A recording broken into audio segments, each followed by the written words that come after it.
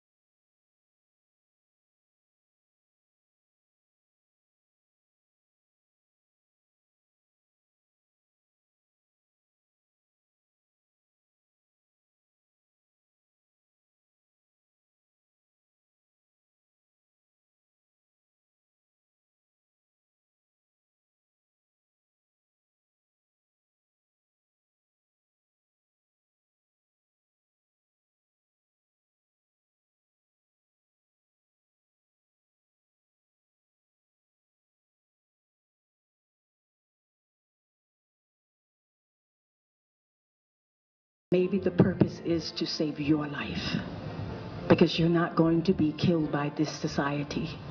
My family would like very much to be a part of your seeing a better way of life so that this does not repeat itself, because I will always be a part of your life. Any life that you take is not just one life. It is all that is connected to that life. And what we want for them is not revenge. Revenge solves nothing. It will not bring back my son.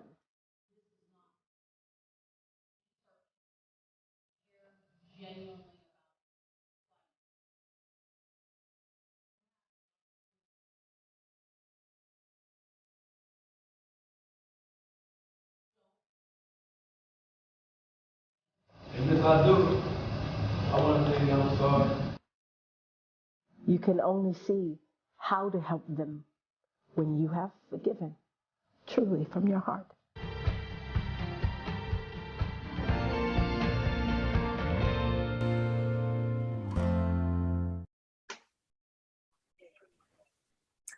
Bismillah ar-Rahman ar-Rahim. Assalamu alaikum wa rahmatullahi wa barakatuhu. Good morning, good afternoon, good evening, wherever you are.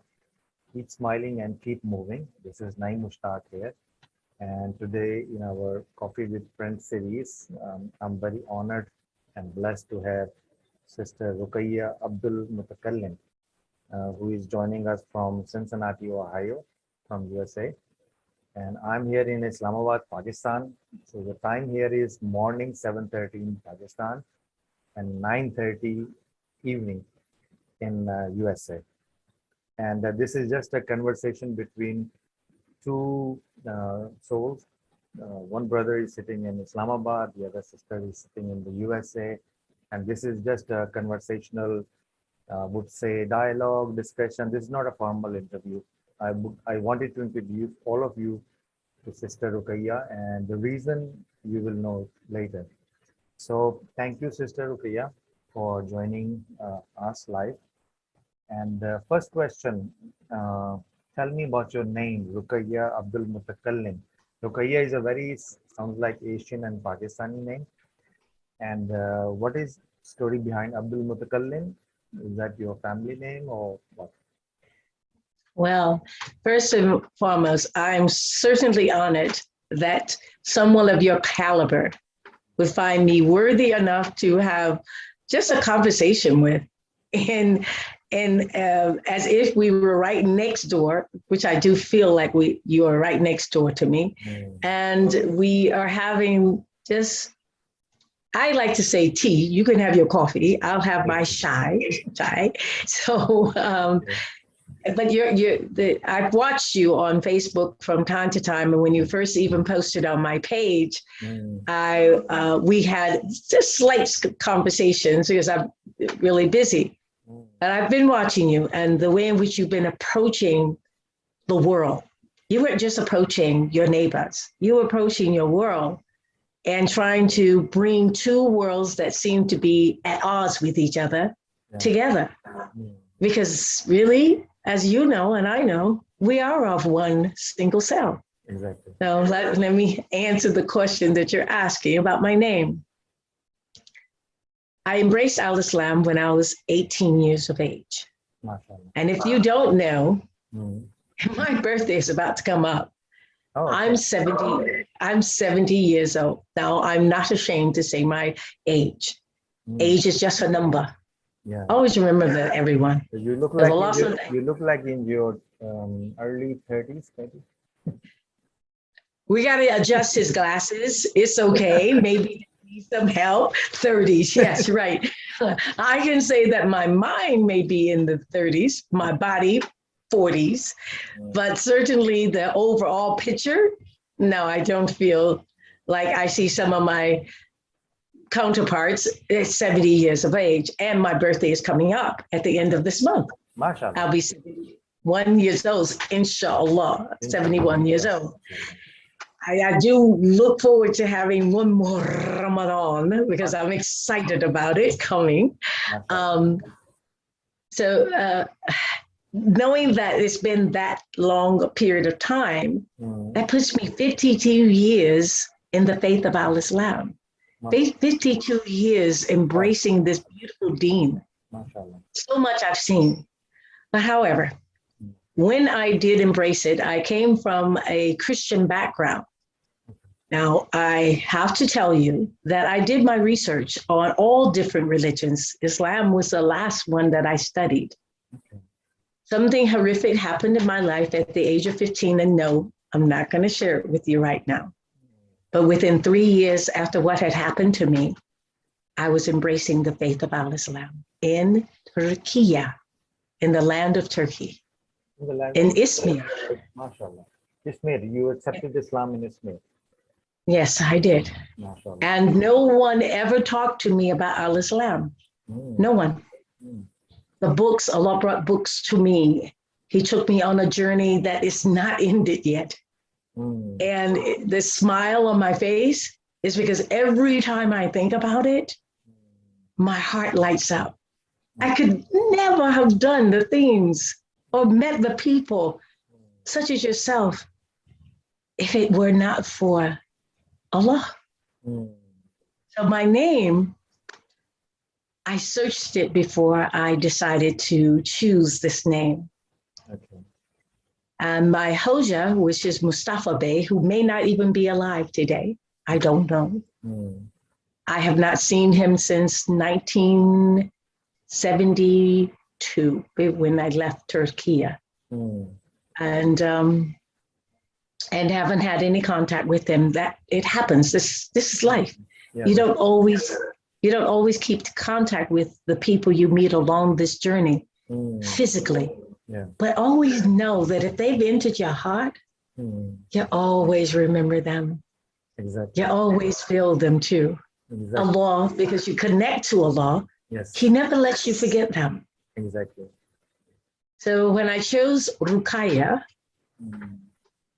it was because of what the name meant. It means one that is steadfast, forthright, MashaAllah. honest, speaks straight. Rukiye means that. Whether you say Rukiye, Rukiya, Ru'ayya, it means that. And I was like, that sounds like me. Because I was like that. You need, So, it's like a title of a book that represents the contents of the book. So it's your name represents what was going on in your life and what you think your life is going to be. yes. So, Yes. One of the things I've always liked is honesty, MashaAllah. forthrightness. Speak straight. Say what you mean. Mean what you say. I've always liked that. Has it been a struggle? Yes, coming from a particular belief that didn't necessarily embrace truth. Okay, you can't lie to yourself. Exactly. I mean, you will, if you do, you're really making it harder on yourself to live with life. It is. I mean, you make it harder on yourself. And I was in that arena that I would rather know the truth about you. I might fall in love with you. But at least I know. Yeah. I know you've been honest with me and I can choose. Don't choose for me. Let me make my own choice. Exactly. Now, as far as the last name, when I learned about Al-Islam through the books, and then I was taken to Turkey, and I heard the adhan for the first time. Oh, I can never get over it. I saw, as I got off the plane, what I want to remind everyone that planes weren't always connected to buildings. So when I got off the plane and had to walk across the tarmac to the building, I saw in the corner of this eye, I will never forget it, in the corner of this eye, a man praying like I've never seen it before. I never saw anyone put their face down on the ground, ever. And you had to be, my mother always taught us to be courteous in public, be a lady. So you don't stare, you don't point, you see something that looks unusual, don't do that. And so I kept watching from this corner of my eye as I walked straight ahead, I could still see him. And I'm hearing this adhan, I didn't know it was the adhan. I hear this lovely sound. My heart filled. So at any rate, choosing the name, the last part of the name, I opened up the Quran for the first time. It opened up to Surah Al-Taha. And the first 15 ayah, I am in tears. I am crying my eyes out. Because I actually had attended divinity school as a Christian. So I knew the Bible. And when I opened up the Quran and I saw answers that I didn't get before, even when I searched for them the answers were not there. Mm. But here came these answers without me even having to ask any human being. And the tears are flowing out of my face. Mm. I wanted something that represented me being a servant to him, because I made a promise at the age of 15 from something that really, really happened to me. That I made a promise to him, and I didn't even know he was Allah. I just referred to him as the Lord. And there was my answer.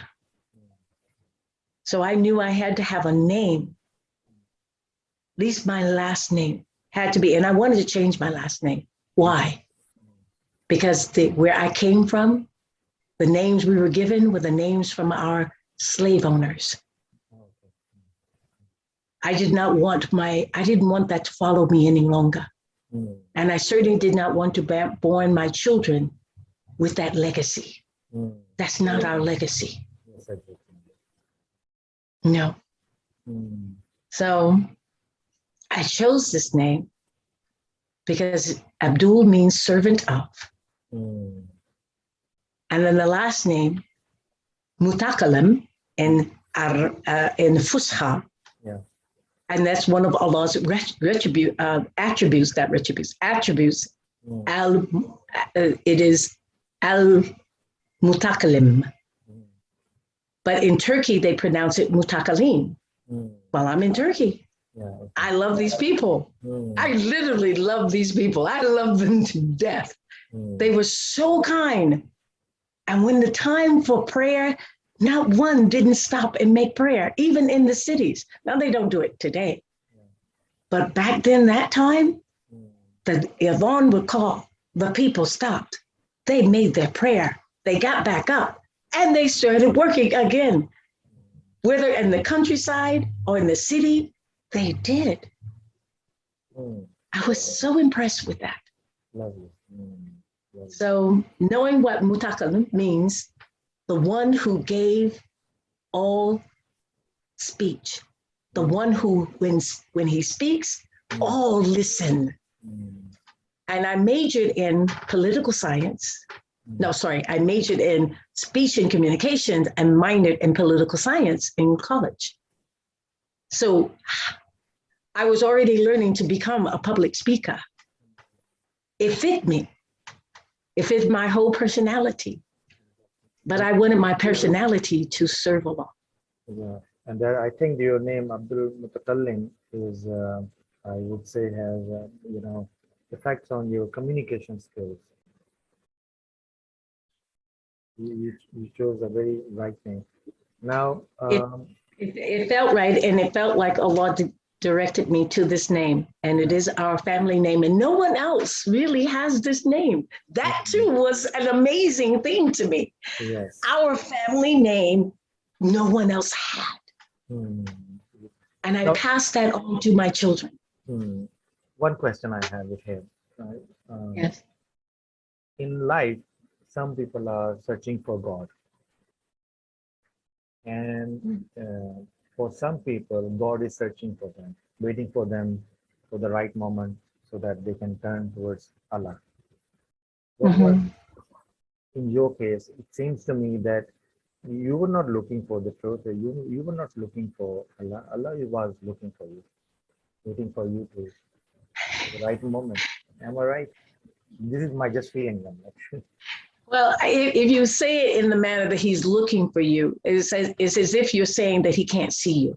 No. No, not in this sense. What I mean to say, for some people, Right. Allah loves them so much that He lets them go through difficult, process of life, waiting for the right moment to connect with them. Yes. That is the wisdom of him. He's connected each and every moment, but I'm talking about the human conscious. When he realizes, or Right. she realizes now, there is someone I need to connect. Someone is talking Yes. to me, someone is observing me, but I was not aware of it. So I think that was the moment when you realize that, listening to Azan and reading Holy Quran, you felt that connectivity very strong and alive? Well, because I was studying through the books, and again, no one talked to me about Al-Islam. While in America, in that day and time, I did not know about Islam, not at all. And when I did finally discover Islam, you're gonna all laugh. You're gonna laugh. I call it Islam. I didn't know. I'm going on what I understood about enunciating sounds and so forth. And I call it Islam. And I was like, that's a strange religion, Islam. But I had no one to talk to about it, enunciation wise. And I was still very young. Remember, I embraced Islam at the age of 18, which means that I entered in divinity school at the age of 18. I was still very young in my mind and very impressionable. We were fighting the civil rights at that time, and I was an advocate for civil rights, Wow. indeed. And so it wasn't at the top of my priority list. It was just a promise I made because of something that happened to me. And I was searching, all right? Searching. I even studied, everyone, I'm telling you, I studied Shaitan worship. I thought, oh my gosh, I would never do that. I don't know how anybody does, but I could never do that. So Islam, the faith of Al-Islam was the last thing on the list. And I had just discovered it in divinity school. Oh, Yes. And while I was writing a paper on, of all people, Isa ibn Maryam, Jesus, alayhi salam. And I went into the archives in this divinity school. And in the archives about him, Islam was there. The thing about Islam was there. And I wondered, and I talked to some of my professors, they told me to dismiss it, that it meant nothing. But I'm not one that you can say, dismiss something. It's caught my attention. Why is it there? And I'm writing about someone I absolutely adore. I didn't worship him, but I adored him. And the more I got to learn about him, I knew I wasn't supposed to worship him. So it's like, okay, I'm still learning about him. So all this happened. And by the time 3 years from when I was 15, 3 years later, it's like he took me by the hand. So it wasn't that he was looking for me. He was guiding me to him. And it wasn't even like he was waiting on me.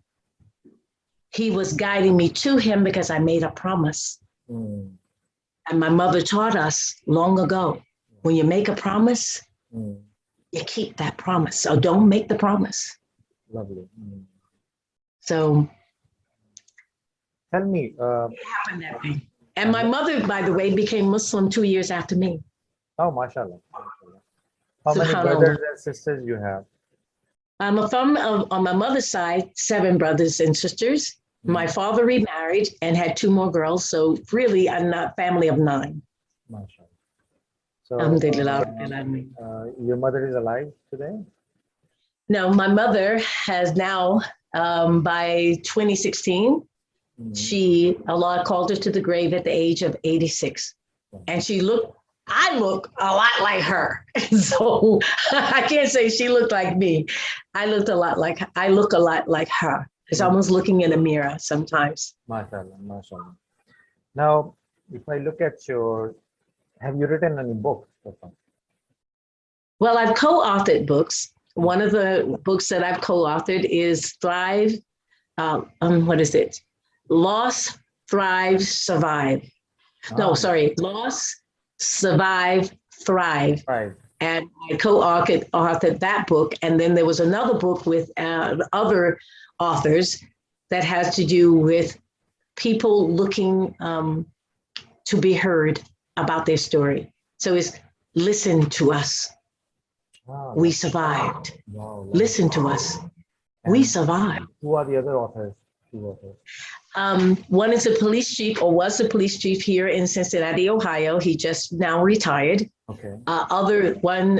Two or three were Jewish from the Holocaust, and there were suicide. Another young lady whose son committed suicide. So there are about 29. There are about 28 authors with that book. The other book was 25, I think.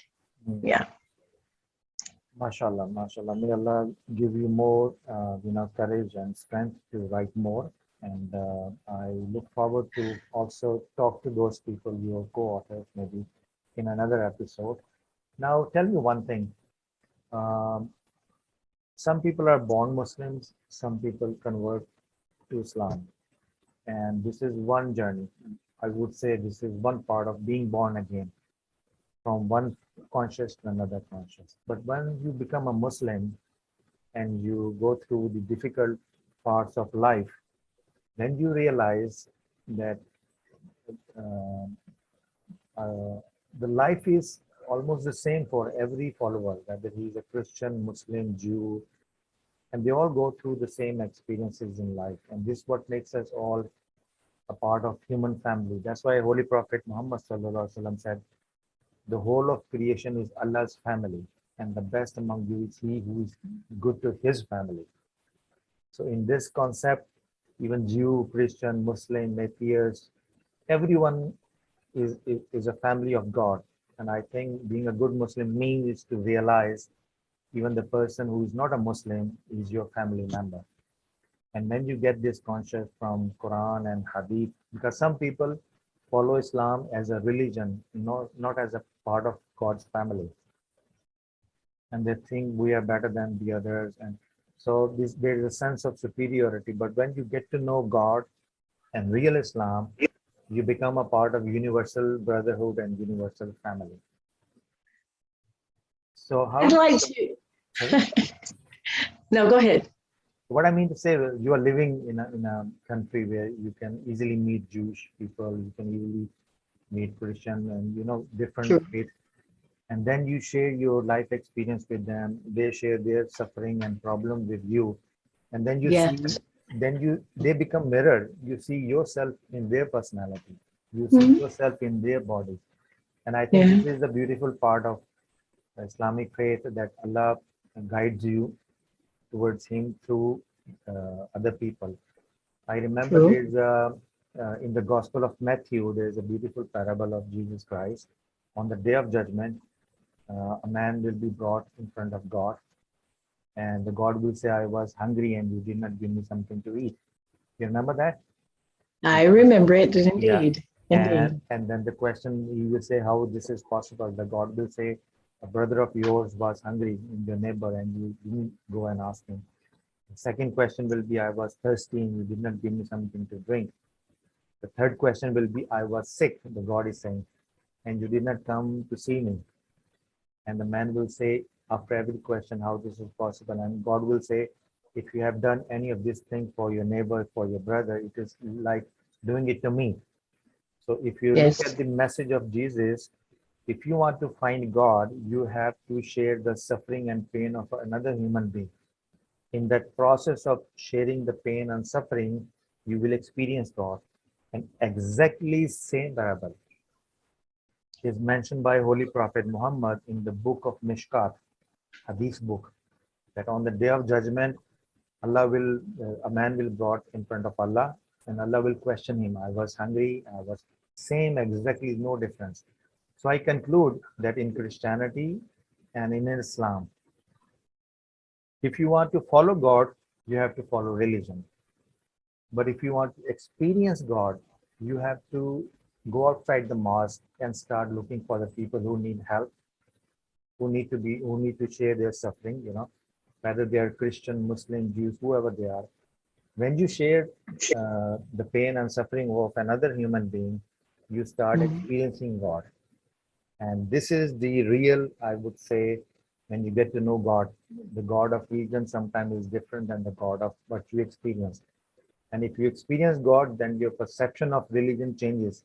you start to find verses in the Holy Quran which you never thought that these may be in the Holy Quran, because you are reading Quran from a different perspective. You start to understand about Islam and the universality of the religion and universality of the Muslim faith.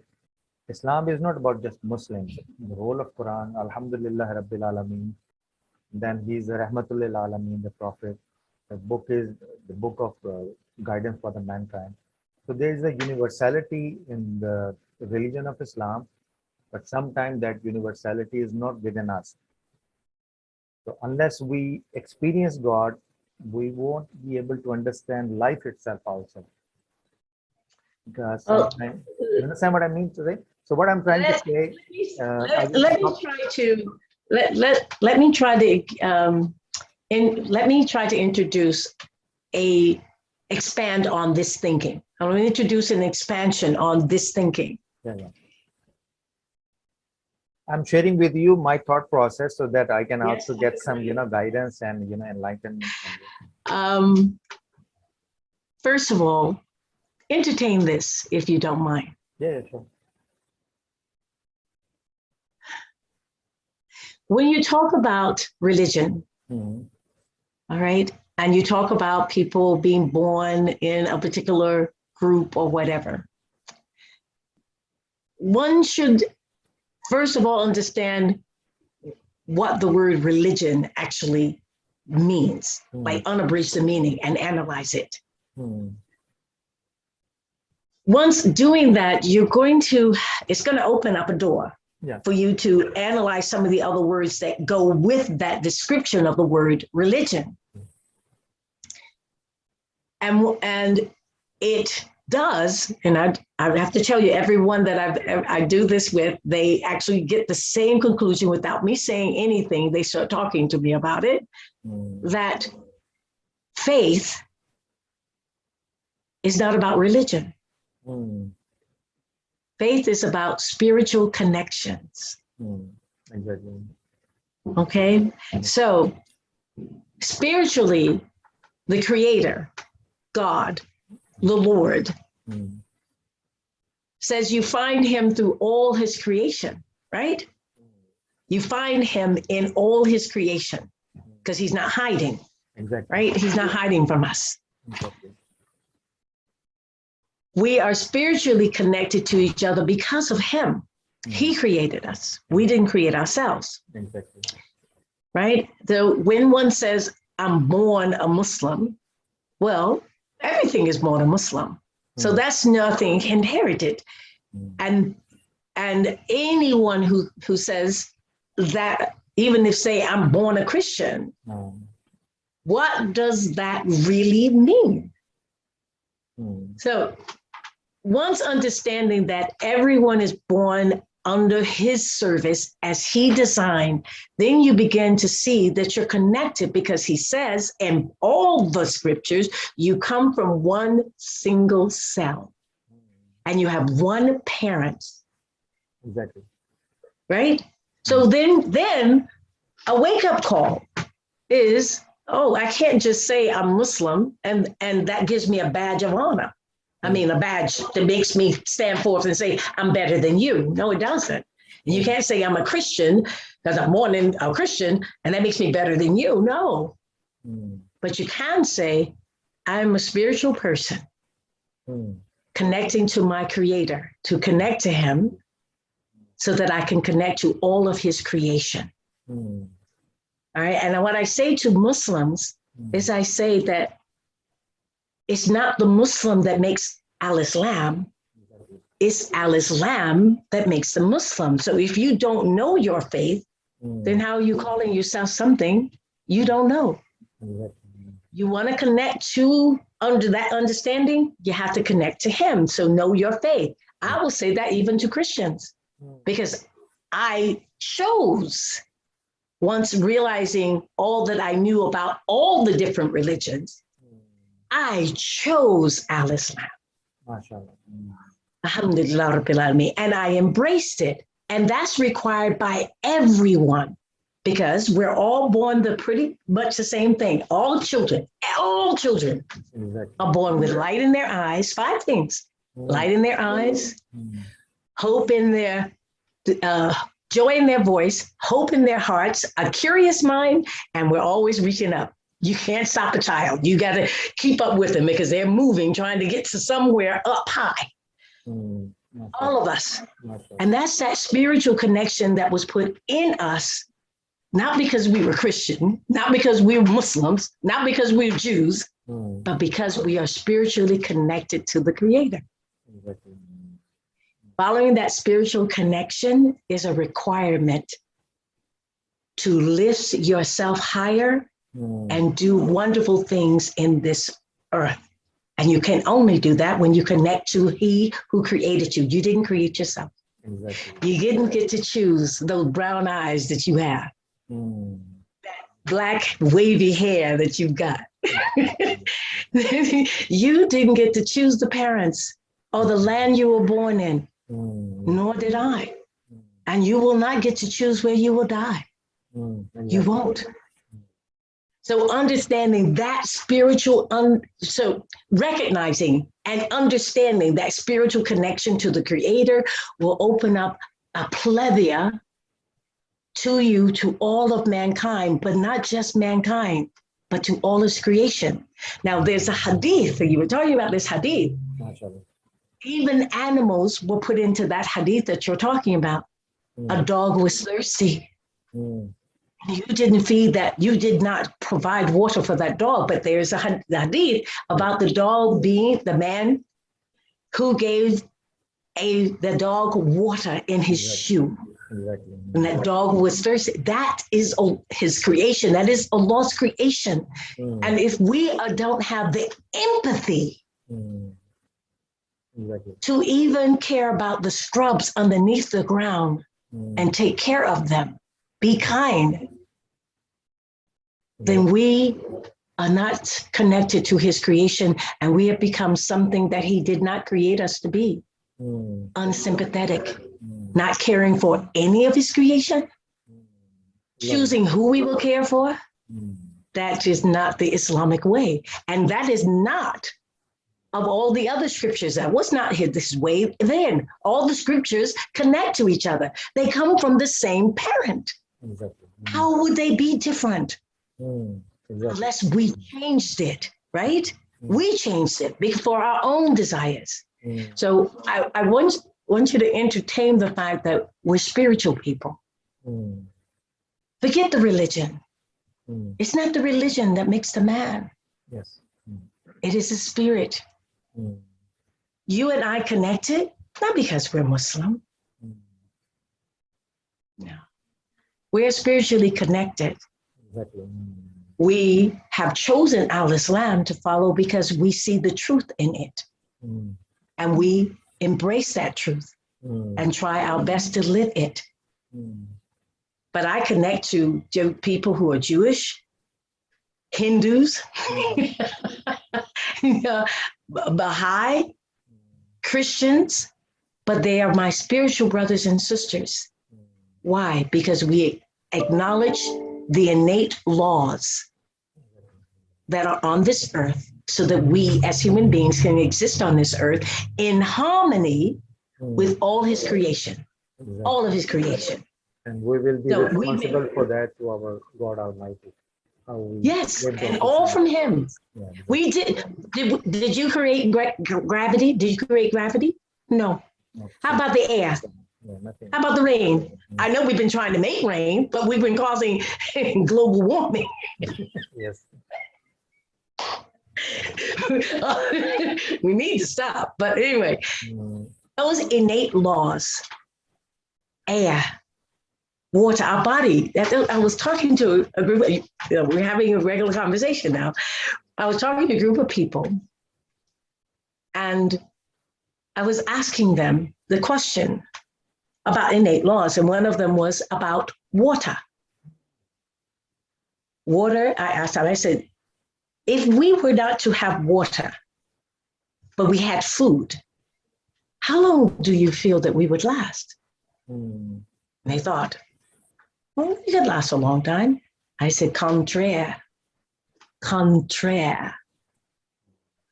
You can actually last longer on just water and little food or none for more days, up to 14 days you would live. Whereas if you just had food, within half that time or less, you would demise from this earth. And I mean miserably, you would die. I said, do you know why?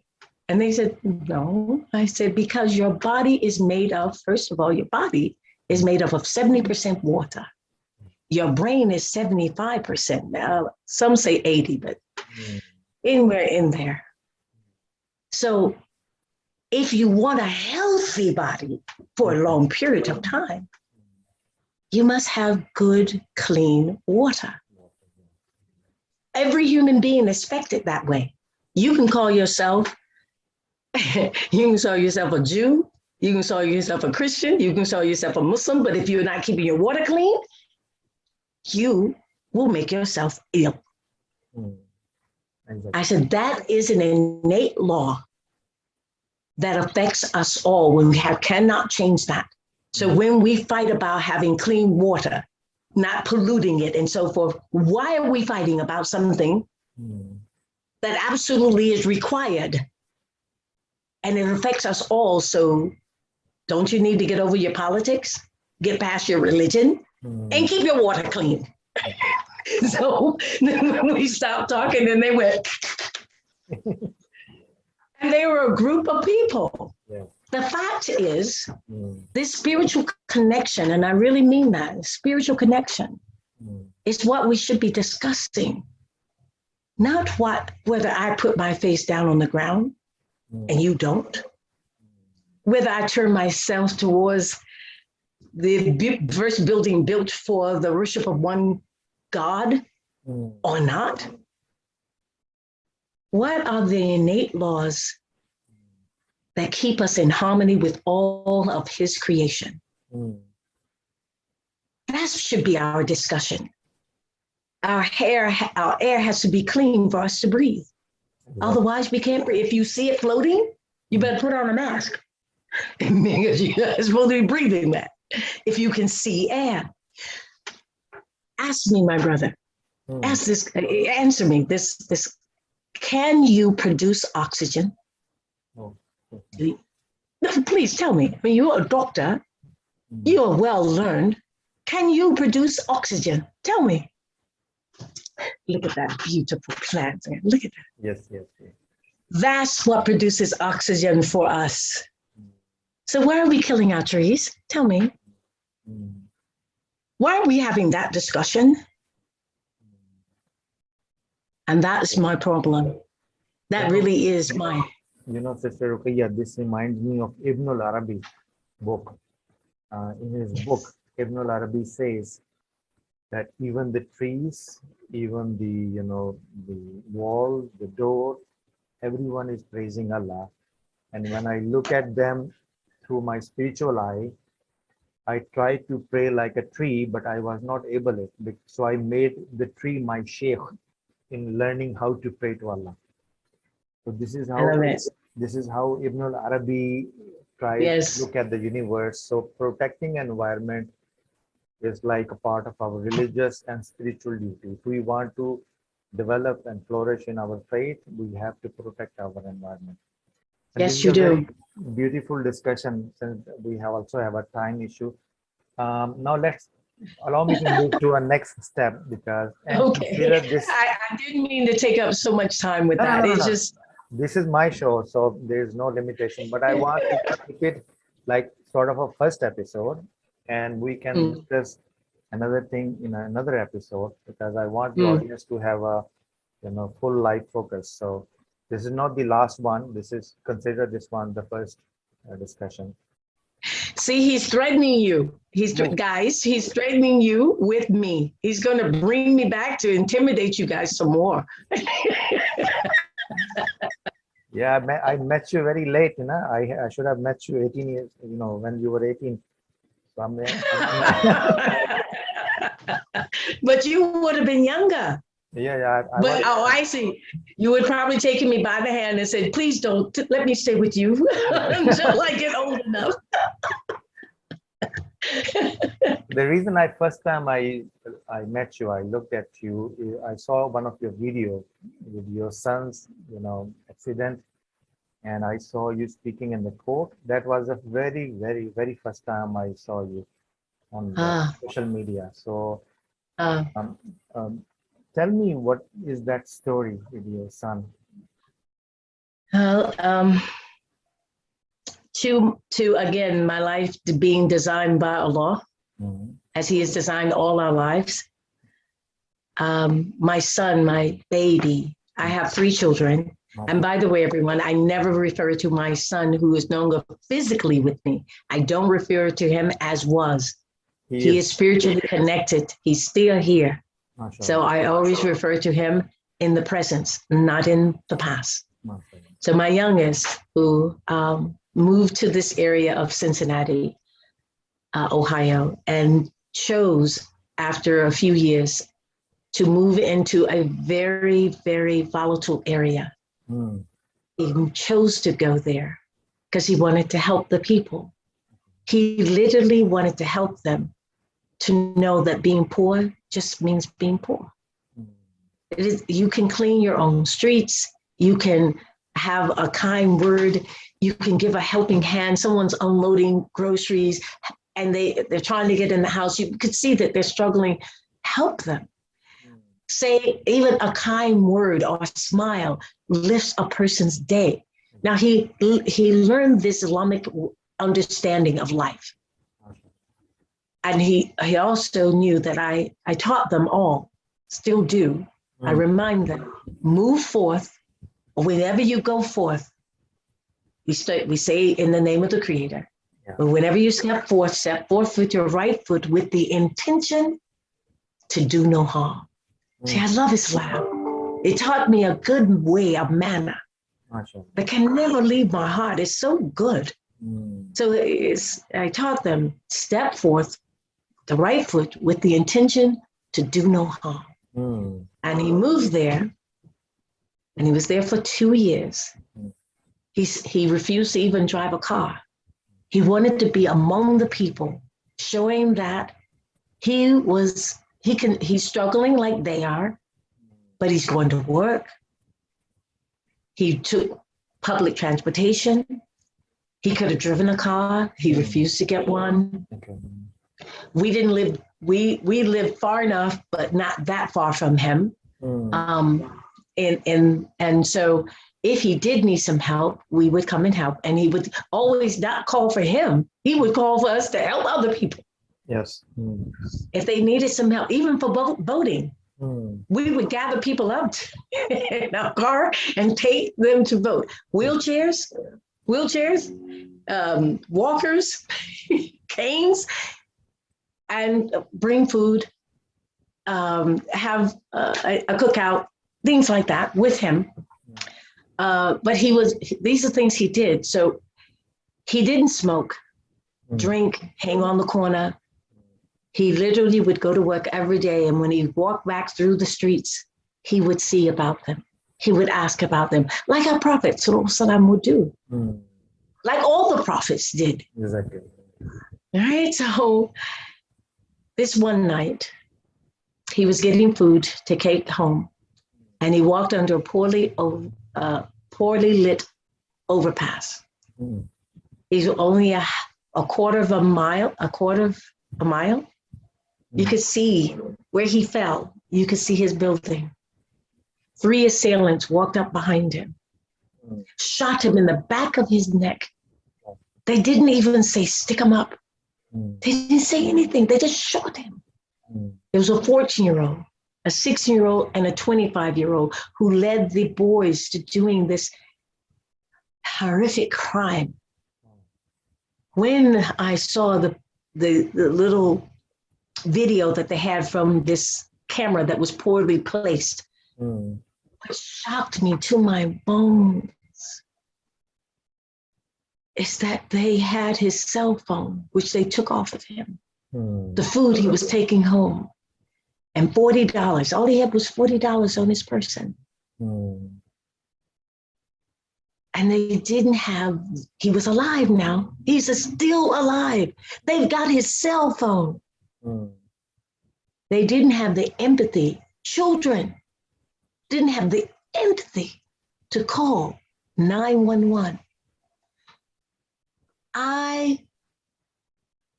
Still this day, I see that video and seeing them walk away, and my son is still alive because he didn't die in that gutter where they left him, which I'm thankful to Allah. But how do children who come with 5 beautiful things get to that point in their life that they have no more empathy when they're born with empathy? Children will cry when you're crying. And I don't know why you're crying, but they'll start crying. Or they'll see one of their friends crying and they'll go over and put their arm around them. You've seen them, they still do it today. Exactly. Children, until they have been traumatized by this man-made disease. So when I saw that, because of my spiritual connection to Allah, I didn't ask him, why me? Why my son? I didn't ask that at all. I asked when I first saw those boys in court, in juvenile court, because only 2 of them were caught, not the 25-year-old. I asked, what happened to them? What happened to those children? And I lifted up the curtain because I had to know the answer. Again, that personality, that Rukiye, Exactly. I need to know the truth. Whatever it is, I'll deal with it, but give me the truth. And when I lifted up that curtain, Allah showed me the truth of what was happening to all these children, not just in America, but around the world. The tears, like I heard, or as I read the Quran for the first time, it started just pouring out of me, because my heart just filled up with their hurt and pain, and I couldn't stop it. The tears started flowing. If you want to know what my baby looks like, this is my baby. I was like, that's my baby. Look at those kind eyes. Beautiful. He has those eyes, and they melt your heart.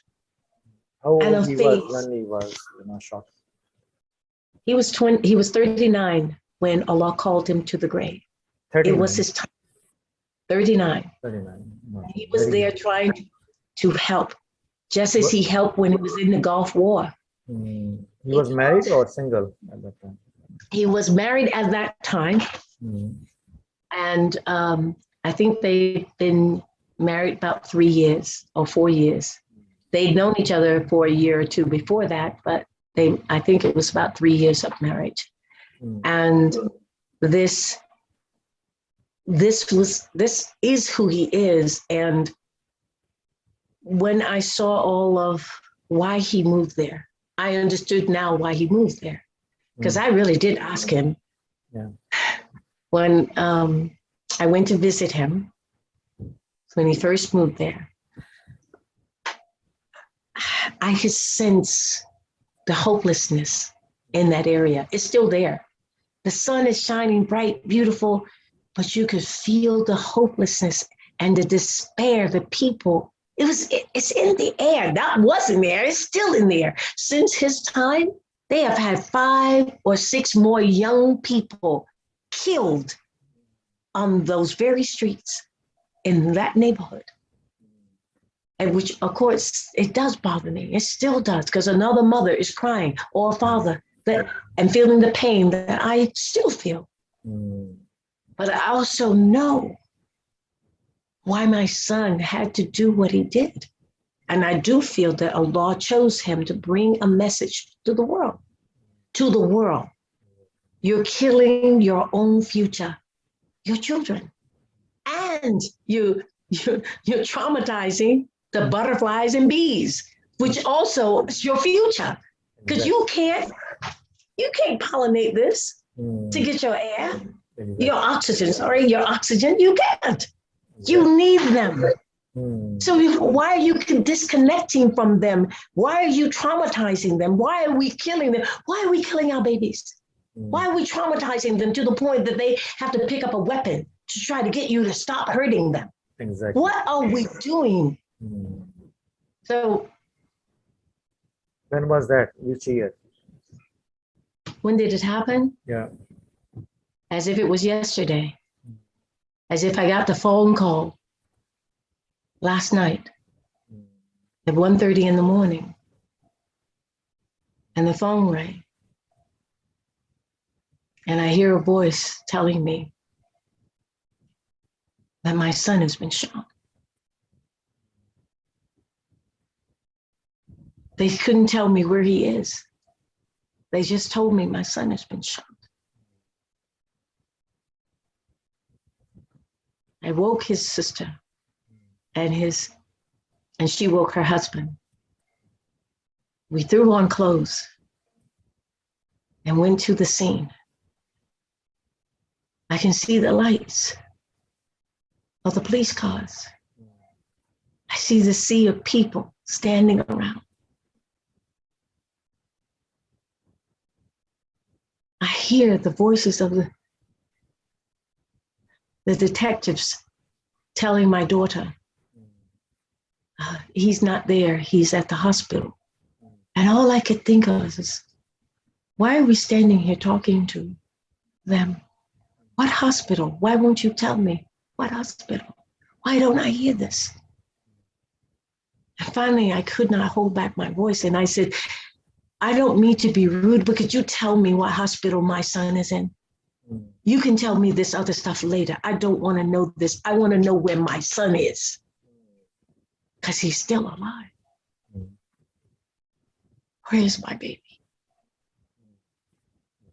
Where he was taken to UC Hospital, where all shot victims go. In here in Cincinnati. They don't go to any other hospital but UC.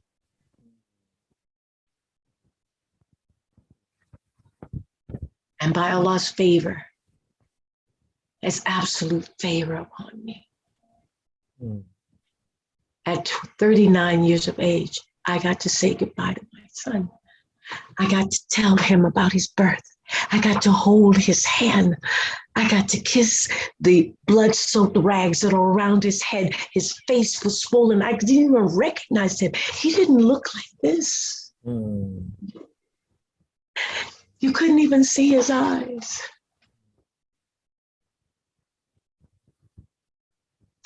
But I got to tell him about his birth. I got to whisper Allah's name in his ear. Once again, as I did when he was born. And I knew Allah wasn't going to let him live. I knew it. He's shot in the head. What kind of life could he have if he lived? Exactly. So I saw you talking in the court to the kids. What was that? After 2 years, it took 2 years to finally come to a verdict for the boys. And of course, my time, and I mean, of course, my time was searching for answers. First, answers about, did I do everything I could do? Did I somehow get him to go move to an area that I said to him, Suleiman, how long do you plan to stay in this area? I feel nothing good can grow from this. Yet 2 years he stayed because he said to me, Ummi, how better to help people but to be among them, showing them how. What? He's 39, he's 37. I'm supposed to do what? Beat him all the way back? Pull him by the ear? He's a grown man. I taught him to be a man, not to be a mother's boy or a father's boy. Be your own man. Serve Allah. So he was on a divine mission and he died as a shaheed, as a martyr. Allahu Alam. I cannot say that. Only Allah knows. Yes, yes. I just know what he was trying to do. Whether Allah accepted him like that or not, I don't know. But I know that his time was written and it was designed the way it was designed. I accept that. What I needed to find out first, did I somehow not show him anything that he needed to know to do the right thing? Maybe I didn't teach him how not to walk under a poorly lit overpass. Maybe so I had to search and get the answer. Did I do all I could as a mother? And yes, I had mistakes along the way. He's 39 years old. What do you think? I was perfect mother? No, I was not a perfect mother. I did the best that I knew, and I had to be honest with myself. There was one thing I told myself, and it's really Allah letting me know. I didn't teach my children how to let go. When you see that they won't listen, they won't change, you have to let go, step back. Those that are really listening, they'll come to you. But you can't stay in an environment that right now has made up its mind to be this terrible environment. For the time that you've been here, you shed a light and somebody, a seed got planted. Now step back. I didn't teach him how to do that.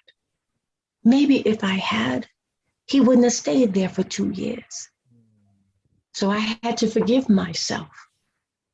I had to seek that forgiveness from the Creator, from Allah, to forgive me. And once I did, he then opened up this door for me to see what happened to those children. And that's when I became a champion, to reflect the light that my son he was doing there. I needed to reflect that.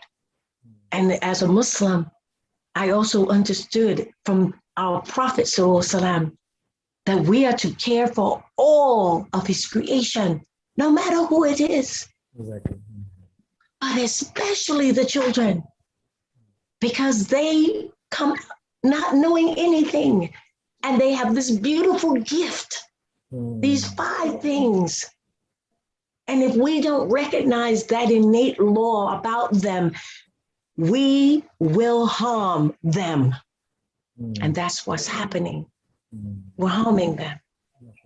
And they're our future. Lovely. So I've become a champion. MashaAllah. By the way, I am a CASA. Do you know what a CASA is? No. It is a court-appointed special advocate for traumatized children. MashaAllah. That is my 4 years. MashaAllah. And the courts appointed me that after I went through the courses to become a champion for the 3 Bs. Babies, butterflies, and bees. Wow. Without them, mankind has no future. MashaAllah. So I champion for them, and I do. MashaAllah. So what Every was, child. just to remind you again, because there are so many beautiful aspects of your life, like you I would say is a very good champion on parents training how to deal with their children also. Yeah. And also, Yes. how to teach children how to Yes. become whole as a whole. Yes. Not just rely on their parents, but also try to understand life itself. Now, Yes.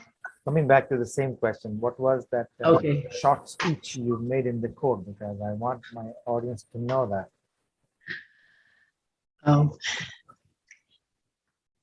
When facing the young men, and after, again, the 2 years of searching the answers, I had no idea what I was going to say, but I did know that knowing how their life began, that I could not hate them. My faith commands that you be just. And if injustice has been committed, especially on children, you should not hold this bitterness against them because they came out like all children, innocent. Very innocent. So what I said, just a little bit of what I said, I told him, I can't hate you. I won't hate you. It's not our way. Showing you rahmah, mercy, that is our way. You are a child. I think I said you were a baby and you're still a child. That's what I said. You are a baby and you're still a child.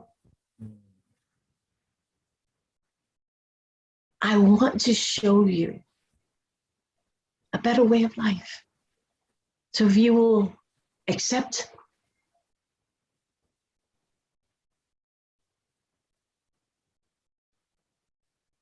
my forgiveness. Allow me to come visit you, to help you, because you're not going to be killed by this society. You're going to come back out. And if you were to repeat, you come back to the same place you came from that got you in there in the first place. And you repeat this. I could not bear that. I want you to be able to see a better way of life and make a choice, because you were never given a choice. You only knew one way of life, and that isn't life.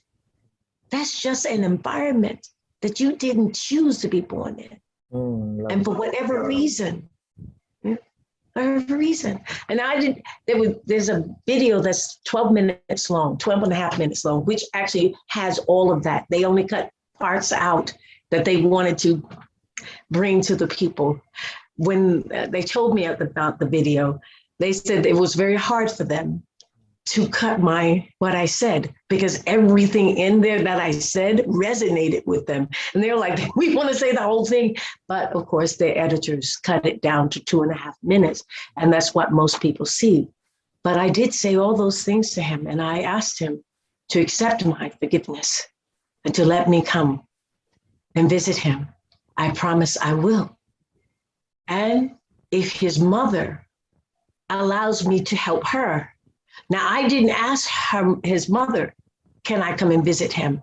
Why? Does anyone even ask themselves, why didn't I ask his mother?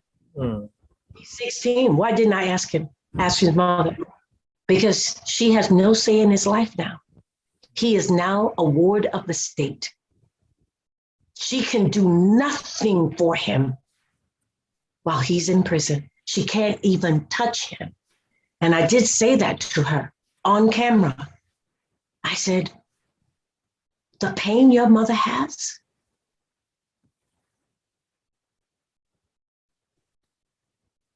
it is worse than mine. And I said to him and the court, I said, why? Because I have been able to lay my son to rest.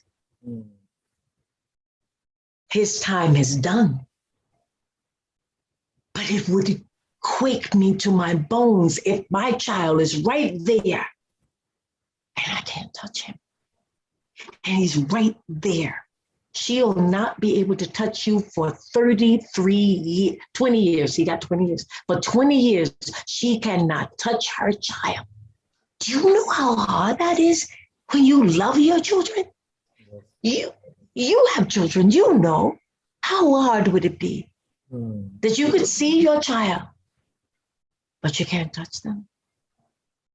You can hear their voice and they're crying to you because they need something. Something's hurting them. And in those prison systems, they are getting hurt. They're getting hurt. So the mother is getting the real punishment, not the children.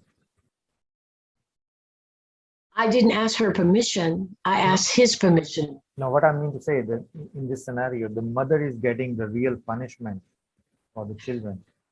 To me, yes. Because I love my children. I want to be able to touch them. Exactly. I don't know a parent that doesn't. I mean, I know of parents who have, but something's wrong with them. They too have been traumatized, that man-made trauma. But as a mother, and I know my child is hungry. In those prisons, they do get hungry. I found out that he, for almost a year, he didn't have shoes to wear. They only gave him flip-flops. This is a big man. a big man, a big child. He stood as tall as my son, which was 6'2", and he was that tall at 16. Oh. A size this big in feet, Mm. and he's wearing flip-flops for almost a year on concrete. Now you tell me, you know that's hard on the body. And he's crying to his mother for shoes because they don't have money. They work there, but they don't really get paid. And to buy shoes, you know how much that costs outside the prison. What do you think it costs for inside the prison? Mm. And she doesn't have the means to send him the money. She can't send him the money anyway. She has to send him the shoes. Mm. That is not an easy feat. Don't anyone fool you about that. But any mother who loves their child will feel the pain of their child suffering. She can't do a thing for him. Nothing. Her hands are tied. Are you I don't want that for me. No. are you in touch with the mother? Like, I was for a good long time, since 2018. Yeah, it have since the sentencing, actually a little before, but after 2017, so into 2018, I started working with them because I did. I said in court, I want to help you, and if your mother would allow me, I will help her and your siblings to see a better way of life. mm. Education is the key. Exactly. Education. And kindness with that education. His mother didn't, even today, I don't think she has completed her GED, although we've been encouraging her to do so. You can't beat people over the head, but you can show them. Exactly. And then you have to step back and see what they will do. So I've been working with her for 2 years, then COVID hit. Mm. And she's sort of drifted away. I have tried to get into the prison systems to see him. They blocked me.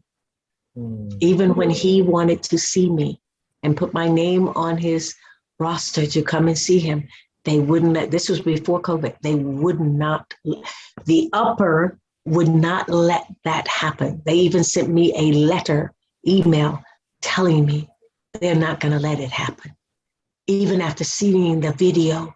Mm. So I'm also advocating about that as well, fighting it. However, I have talked to him and I've sent him books. MashaAllah. I was able to send him books, alhamdulillah, through Amazon MashaAllah. because I was trying to encourage him. Just because you're at a third grade reading level at the age of 16, you don't stop trying to learn. So I sent him an unabridged dictionary Mm. and a book on African history at a third grade reading level. Okay, lovely, lovely. His And mother, I'm sure the Allah subhanahu wa ta'ala is working in this whole scenario, and of if course, they can block you, but they cannot block God Almighty. no. You are everywhere. And that spirit, Yeah. yes, that spirit gets everywhere. Yeah. So my prayers surrounds him and his family. I'm here, my door is open. I'm thinking about trying to go see him this summer because now he's over the age of 18 Mm. and they can't stop us. So I have to, they've moved into another prison. I told you, I keep up with him. And you never they know, moved in- maybe Allah give you another son in form of him. Well, come on. I've got all these sons now since I started the Musketeer Association, Oh, and they're yes. around the globe. Yeah. There's so many of them. You are, And you are- uncle, you are a global mother now. I'm a global mother. I never thought about that, but yes. Sister Rukiye, thank you so much. I would love to talk to you and keep on talking. You are so blessed and so sweet and cute. I'm very honored to have a sister like you in the US. I'm sending you a virtual hug and a kiss on your forehead. I've never done And this I'm before. returning that. Yeah. So I just wanted my network, my friends, my viewers to know about you. And I have no words to thank you. But anyway, may Allah bless you with more health, courage, and wisdom. And sometimes no one has seen Allah subhanahu wa ta'ala, but we feel his presence through his people. Yes, through his creation. Creation. Actually, through his creation. Who knows? I may end up in Pakistan, and you're in Islamabad, yes? Islamabad, exactly. Islamabad. You're in Islamabad, so I find that an invitation because it's Islamabad. So maybe, inshallah, You as are more than welcome, and whenever you plan to come here, maybe let's this COVID situation be over, and maybe inshallah, who knows, maybe you come here, you tell your story here to the people, and you expand your network, Musketeer, and I also would love to. you speak to the mothers who are working with their youth. Yes. For a better Muslim, because I would love to. We have to, you know what we have to do? We have to get a grant to come to Islamabad. Yes. The Musketeer Association and your organization or your group, we do a grant to come there and talk about the trauma that is affecting us all and about the children.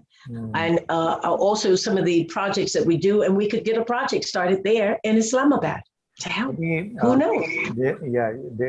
I know some friends in universities. They are doing these conferences, and maybe they can. I'll speak to them. I'll send this video link to them, and then you can, maybe they can invite you as a guest speaker. So they'll fund all the trip, and you never know. And since the Musketeer Association has all its validations and verifications, we are 501c3 approved. We have a DUNS number. We have the NCAGE number where we can apply for grants across the globe. Come on, it's a no-brainer. Let's do that. Tell them, come on, just tell them, take a chance. Inshallah, I'll send you a video link to them. And once you are here, we'll have a candlelight dinner. Oh, I make a lot of jokes, so get used to it. No, I love the jokes. I love your smile. Don't you ever stop. By the way, other Pakistani males, you could learn something from him. Smile. Oh, yes. I have plenty of that. Your women, you have your women crying. Stop making your women cry. So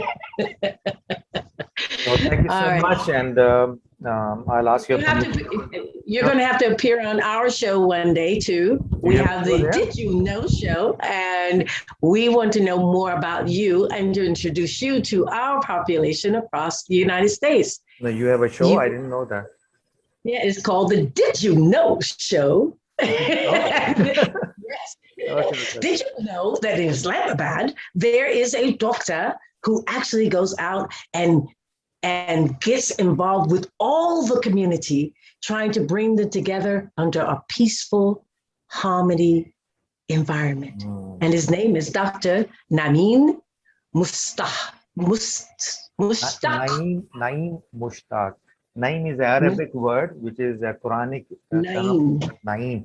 This means paradise, peace and paradise. Ah, see, you were supposed to tell me something about you. See, there's a word in the Quran, Jannatun Naeem, the paradise of peace, harmony. Who named you? See, I'm already doing the interview already, and I know we got to cut this off. That's all right. No. Let's not spoil this. So, inshallah, in a couple of weeks, no, give me a month, couple of months, we're bringing the Did You Know show back out because the summer is coming. Okay. And I'll figure it out with one of my other partners, and we'll do a live interview. Wow. Streamed across on you on the Did You Know show. Okay. All right. Would that be all right? Lovely. That would be great. So I'll ask your permission to leave now. And thank you very much, Sister Rukiye. You are such a sweetheart. And thank you very much. Your son is there, mashallah. He was here with us today. He's with us today in this interview. He is with us even now. Yeah, mashallah. And And you stay here now. Let me stop the recording, then we'll chat. Okay, stay here. And, Okay. thank you very much for the viewers, and I'll come back to you with another episode with another, charming and beautiful guest like Sister Rukiye. So anyway, I have a little bit flirting skill also. I learned it somewhere. Well, it's good for you. It's good for your audience as well. Very good. So that's what I call it, is a conversational style. This is not a formal or serious interviews. This is just a discussion between two friends or brother and sister. We're just sitting in house with a cup of coffee or tea and talking to one another. And people are listening to us. They are also learning. Yes. So thank you very much. I wish to hear from them sometimes. Lovely. So thank you very much, and I'll be back with another episode. Allah Hafiz. Allah Hafiz.